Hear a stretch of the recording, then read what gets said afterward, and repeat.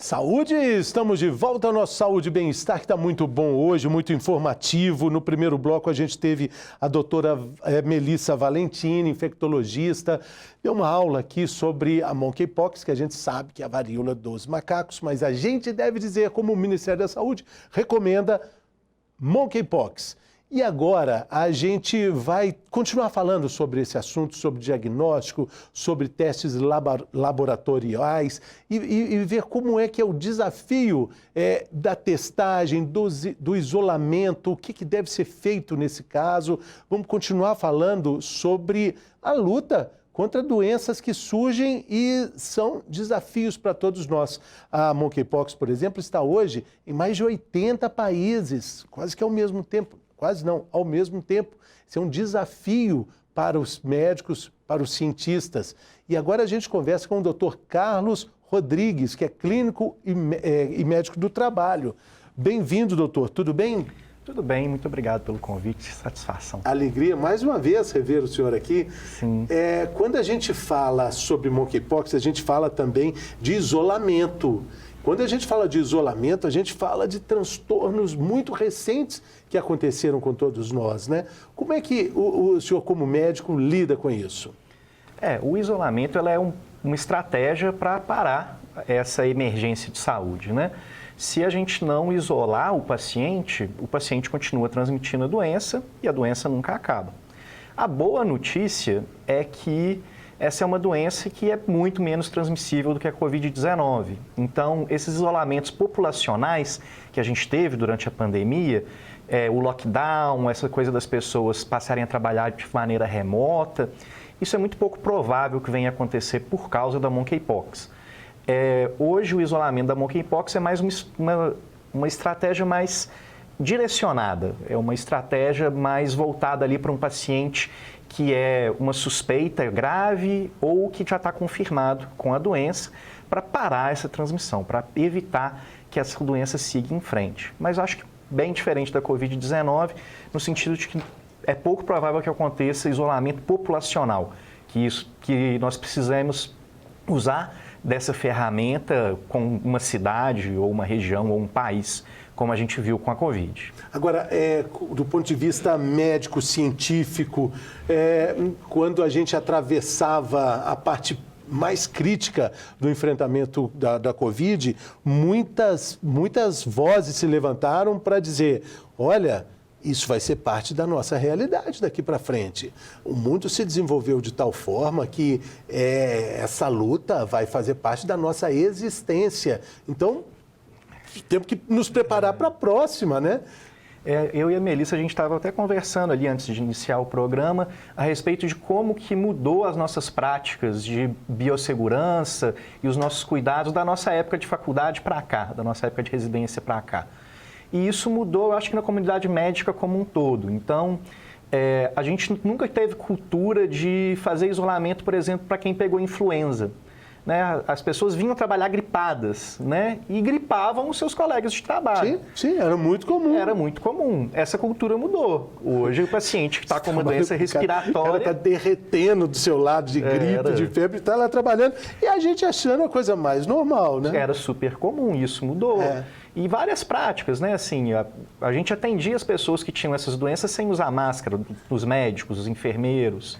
Então, isso tudo mudou. Então, eu acho que essa visão, né, de como funciona a transmissão das doenças, isso está muito mais claro para a sociedade e de uma maneira boa, que a gente consegue aplicar isso de uma maneira racional e bem direcionada. Eu sempre comento aqui que um médico esteve aqui conversando conosco, um infectologista também, e ele me relatou um diálogo com uma residente, que olhando aquela todo mundo ali preparada, andando de máscara pelos corredores, e ela achando normal aquilo, acabou de formar, era R1, né, residente ainda no primeiro ano, e ela falou assim, doutor, uma dúvida, antes da pandemia, esse povo todo andava aqui sem máscara. Ele falou assim, andava assim, é uma realidade que muito pouco tempo atrás era completamente diferente, doutor. E nós temos até umas estatísticas e alguns estudos muito interessantes mostrando como que esses cuidados diminuíram, por exemplo, mortalidade em CTI. Por quê? Porque CTI sempre teve muita mortalidade por causa de contaminação com bactéria multiresistente. que era passado de um paciente para o outro pelo pessoal do CTI, pelo pessoal de enfermagem, pelos médicos. À medida que esses profissionais passaram a prestar mais atenção na biossegurança, essas infecções caíram, né? Tem um estudo que já foi publicado há mais tempo, que foi durante a pandemia de H1N1, de como que caiu, durante a pandemia de H1N1, as infecções hospitalares. Estava todo mundo preocupado com H1N1, lavando muito a mão, tomando muito cuidado com superfície.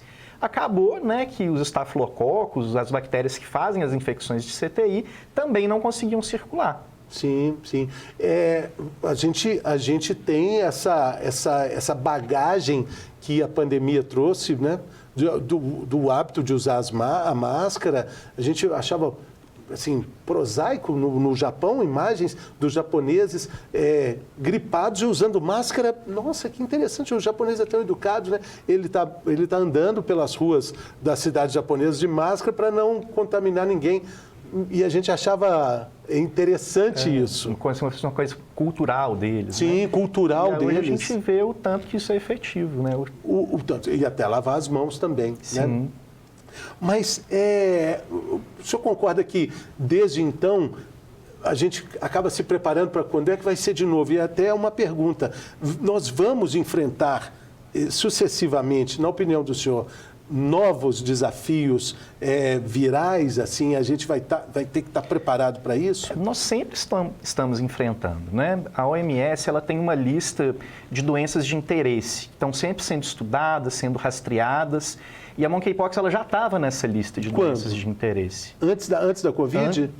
Antes da Covid. Já há bastante tempo ela está nessa lista por vários motivos, né? Um deles é um pouco do que foi discutido no último quadro, que é que a vacina que fornecia proteção para a população, que é a vacina de varíola, deixou de ser aplicada. Então, era um vírus que, de repente, ali na década de 70 e 80, ele tinha muito pouco espaço para circular. E tem um estudo que já foi publicado na década de 90, me parece, que já levantava essa bola, já falava, olha, existe esse vírus aqui, ele é um vírus de interesse, e tem menos gente que é imune a ele agora. Então, a gente tem que ficar de olho, a gente tem que estudar isso. Por que a vacina da varíola há 40 anos já não existe mais? Porque a gente teve um grande sucesso com ela. Ela é uma vítima de seu próprio sucesso. A gente eliminou a varíola do mundo. A varíola não circula mais entre seres humanos. Ela tem, né, nós temos amostras, existe uma preocupação do uso dela por motivos escusos, né? Então, o mundo tem ali algumas estratégias para, no caso desse vírus, sair do laboratório, sair de onde ele está guardado, do que a gente deve fazer se isso acontecer, mas a doença não existe mais. Então, a gente não precisa mais ficar vacinando a população, porque a doença parou de circular. É interessante, no primeiro bloco, a doutora Melissa lembrou isso, que existe a ameaça de que alguns países podem usar em guerras químicas, né, ataques, não sei nem o nome correto disso, mas pulverizar varíola contra inimigos, né? Guerra e para isso biológica, existe guerra biológica. Para isso também existe uma vacina, uma quantidade de vacina que está estocada. Sim, existem vacinas que estão estocadas e a tecnologia está disponível para voltar a fabricar, que foi o que aconteceu. Em alguns países do hemisfério norte que tiveram essa emergência de saúde, começou há um pouco mais de tempo, eles já estão com uma fabricação, com uma produção dessas vacinas e vão começar a utilizar elas nas populações mais vulneráveis. Também a Organização Mundial de Saúde vai fazer uma doação de um certo número de vacinas para o Brasil, que vem desse tipo de estoque, dessa nova produção, que o governo vai direcionar, né, dentro ali do esforço de contenção da doença, da maneira que o Ministério da Saúde achar mais interessante. O que o senhor acha que vai acontecer? Nós vamos receber essas vacinas contra a varíola, a monkeypox. Na verdade, é contra a varíola, não é monkeypox, né? Isso. Ela fornece 85% de proteção, então é uma vacina bem adequada. E essa também é uma informação importante. Quem nasceu até 1974, certamente tomou a vacina contra a varíola. E certamente tem 86% de proteção contra a monkeypox. Esse percentual é difícil da gente cravar, porque a gente está falando de uma memória imunológica de muitas décadas para trás. Então, é difícil dizer que alguém que foi vacinado lá em 70, 74, tem a mesma resposta imunológica hoje. Então, pode ser que seja diferente esse percentual. É difícil cravar o percentual, mas com certeza existe alguma proteção. Porque em outros momentos da emergência dessa doença, houve outros momentos em que ela saiu da África e causou doença em outros países. Não um número tão grande de países como agora. Mas nesses outros momentos, parece que houve esse fator protetor. Sim, sim. E agora, chegando, a vacina que vai ser enviada é a vacina contra a varíola normal, porque a vacina contra a monkeypox ainda não existe. É isso mesmo. Ela está em estudo? Sim, eu não conheço a fundo em qual grau. Mas ela está sendo elaborada porque, é o que a gente falou no primeiro bloco, tem mais de 80 países. Pode tomar água. Essa é do senhor mesmo ou é da doutora? Tem mais de 80 países que estão onde o vírus está circulando, né? Sim, e a maneira de parar a circulação é tentar fazer com que esses pacientes, né, sejam diagnosticados, porque quando a gente não conhece a doença, a gente erra diagnóstico. Então, a gente tem relatos de pacientes aqui no Brasil que, ao passar, por exemplo, numa dermatologista, foi diagnosticado com uma outra doença e recebeu e teve a sua lesão cauterizada, né? Não ajudou a curar o paciente, causou dor, e esse paciente não sabia que estava contagioso, então ele continua circulando na população. Então, assim, a ferramenta mais importante hoje para parar essa circulação é informação para profissional de saúde, para que as pessoas consigam fazer o diagnóstico, rastreio de contatos. Então, quando eu tenho um caso, eu tenho que conversar com esse paciente, saber com quem ele teve contatos íntimos e acompanhar essas pessoas, fazer o segmento dessas pessoas antes mesmo que elas tenham um sintoma, e isolamento daquele que foi confirmado como um portador da doença. O fato da gente falar de uma comunidade específica, de um grupo específico de pessoas, isso em que ponto atrapalha, estigmatiza a questão da doença de uma forma geral? É muito pesado, né? É muito difícil quando se gera um estigma, porque o que pode acontecer muitas vezes é que o paciente vai tentar omitir aquela informação. E se o paciente omite, a chance dele não chegar no diagnóstico é maior. Então, a gente tem que brigar muito contra esse estigma, né? É uma doença que pode acontecer com qualquer um da população. Hoje, a definição de caso suspeito do Ministério da Saúde não cita sexo, idade, orientação sexual. Hoje, paciente suspeito de monkeypox é paciente que tem lesão de pele sugestiva de monkeypox. Ponto. Não existe uma restrição ali para nenhum grupo hoje, né? Apesar de existir uma população que está mais afetada, qualquer população pode ser afetada. A gente falou no primeiro bloco, a população de homens que fazem sexo com homens é a população mais afetada, mas isso ainda está sendo estudado. Existem mais perguntas do que respostas, como em todo início de luta contra um vírus, né, doutor? Sim, e é um vírus que passa por contato íntimo. Então, está em um grupo que tem muito contato íntimo dentro desse próprio grupo. Então, é por isso que a transmissão não ocorreu dessa maneira, né? Sim, sim. Por favor. É preciso contato mais prolongado. Então, são essas pessoas que têm contato entre si, um contato íntimo prolongado, que acabaram se contaminando ali dentro daquela comunidade. Quando a gente fala de isolamento, e comparando também com o isolamento necessário na Covid-19, comparando com a monkeypox, é um isolamento muito mais rigoroso necessário. É mais difícil de fazer porque tem vários detalhes ali. Inclusive, uma coisa que acontece com mais frequência na monkeypox do que acontece na Covid-19 é uma coisa que a gente chama de internação social. Então, às vezes, você tem um paciente que ele vive num domicílio com muitas pessoas, que não tem um quarto que poderia ser só para ele, um banheiro que poderia ser só para ele, e aí você mantém esse paciente internado no hospital só porque ele não conseguiria fazer seu isolamento. E quais que são as dificuldades desse isolamento? As dificuldades desse isolamento é porque você tem que tomar muito cuidado com secreções e crostas do paciente. Então, quais que são as recomendações hoje?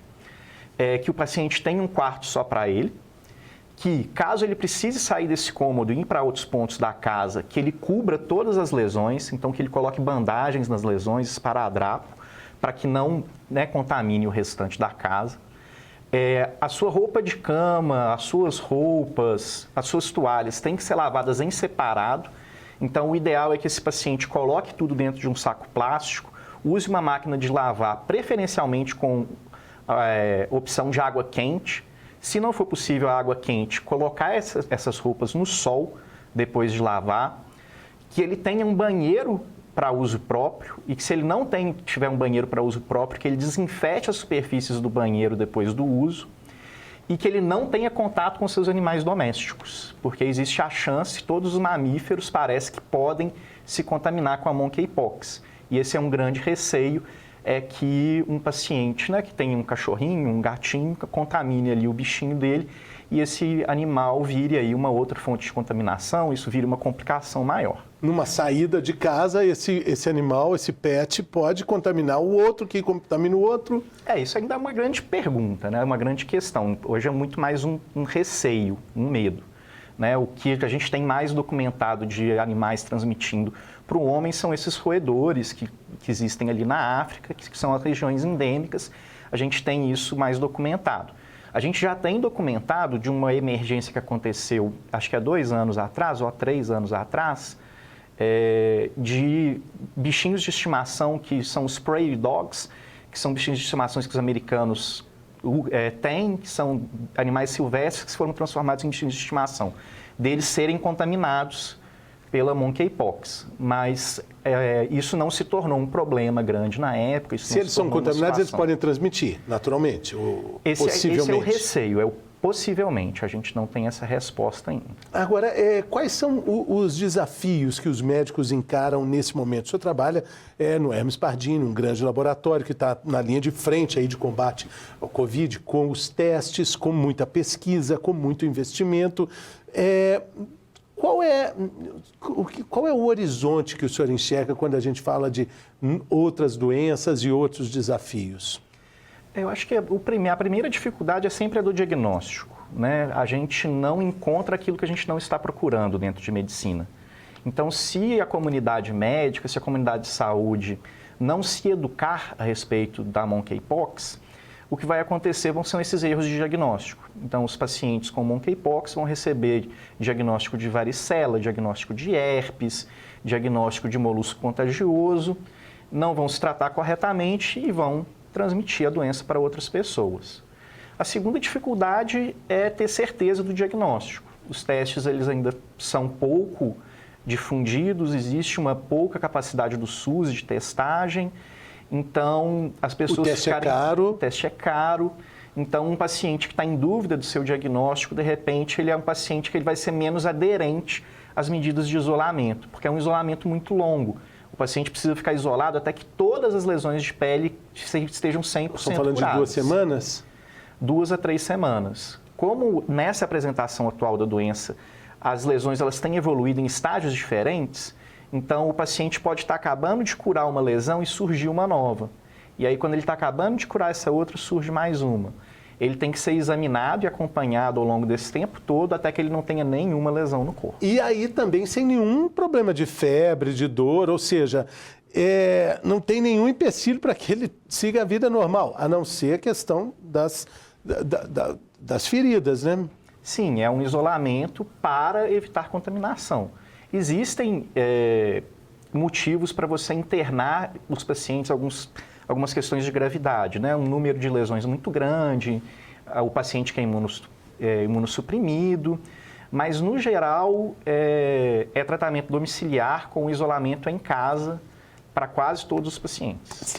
Para a gente explicar a nossa telespectadora, nosso telespectador aqui, doutor, se a gente está falando de uma doença que a transmissão dela nem é tão fácil como o Covid, ela precisa de um contato de pele, né? Então, não pega pela saliva, pelo ar, não é assim, né? Parece que transmissão pelo ar existe, mas um contato muito próximo, sem uso de máscara, durante um período muito longo. Tá. Então, é muito difícil que aconteça. Quais que são os riscos, assim, para a população em geral? Assim? Eu acho que a população que está mais exposta, né, além dos homens que fazem sexo com homens, nesse momento, são os profissionais de saúde. A gente já tem relato de caso de transmissão por causa de acidente com pérfuro cortante. Então, quando a gente vai fazer o teste, que a gente tem ali a vesícula, para a gente colher o material, a gente tem que furar a vesícula, né? Como a vesícula é a lesãozinha. A lesãozinha. É quando ela ainda está naquela fase em que ela é uma bolinha com líquido dentro. Depois essa bolinha ela vai estourar até naturalmente e vai virar uma casquinha, a crosta.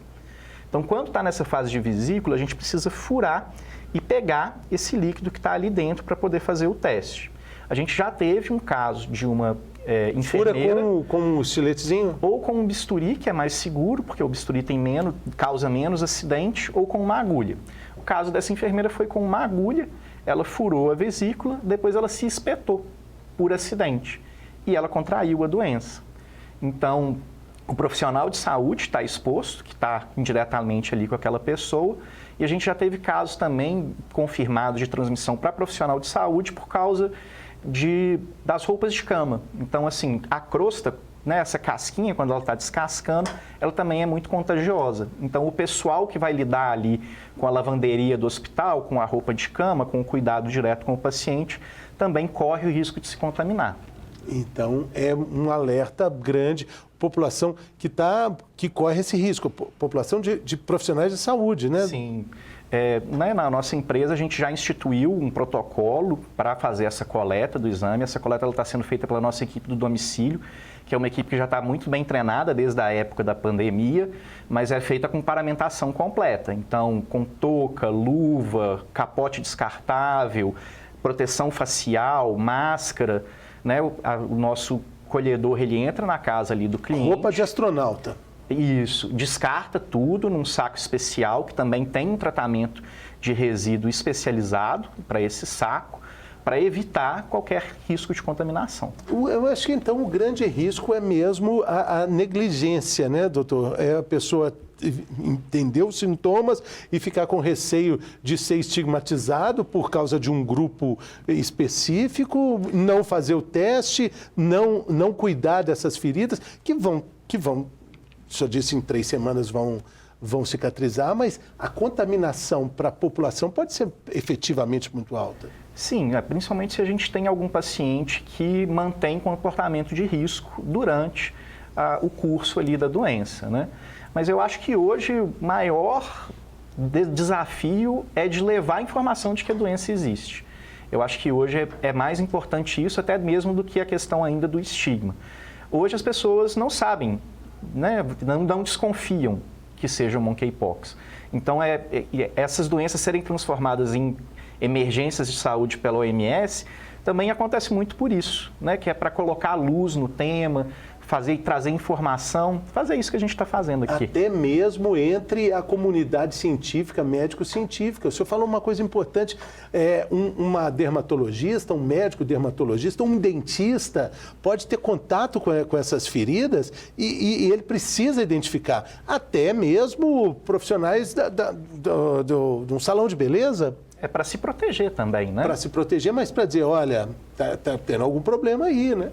Tem alguma coisa de diferente, né? Será que não está na hora de investigar, de pesquisar? Porque nós falamos de febre, dor de cabeça, sintomas parecidos com o da gripe, mas que nem sempre são prevalecentes. Nem sempre. E algumas vezes esses sintomas aparecem depois das lesões de pele. Então, essa apresentação atual da emergência de saúde, ela está muito diferente do que a gente já conhecia da doença antes.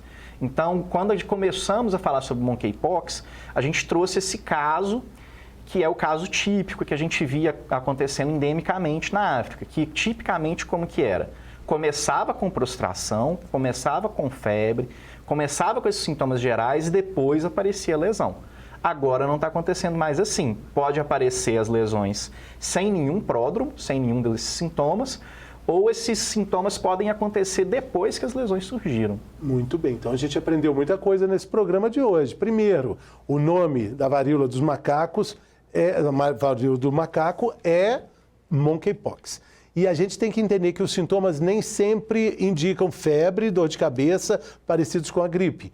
Pelo contrário, os sintomas são muito variados, né, doutor? Pode ser parecido com uma espinha, por exemplo? Sim, pode aparecer direto com a lesão, pode aparecer uma lesão única, podem aparecer lesões múltiplas, hoje estão mais concentradas na área genital, que é uma coisa que a gente não via nessa doença anteriormente. Anteriormente eram lesões mais difusas pelo corpo, rosto, tronco, membros. Não acontecia tanto em área genital e nessa emergência está muito prevalente em área genital. E, enfim, a gente tem aqui hoje, com esse programa, um remédio muito eficiente para combater seja a varíola dos macacos, monkeypox ou qualquer outro tipo de doença, que é a informação, né, doutor? E queria agradecer por ter contribuído com essa dose tão essencial de informação, o senhor e a doutora Melissa Valentini, no programa de hoje. Eu que agradeço o convite. Valeu. A gente fica por aqui agradecendo sua companhia, pedindo também que você compartilhe aí o nosso conteúdo nas redes sociais também, para pessoas que você sabe que vão se beneficiar com essa informação útil sobre saúde e qualidade de vida. Muito obrigado pela companhia. A gente também volta por aqui. Saúde!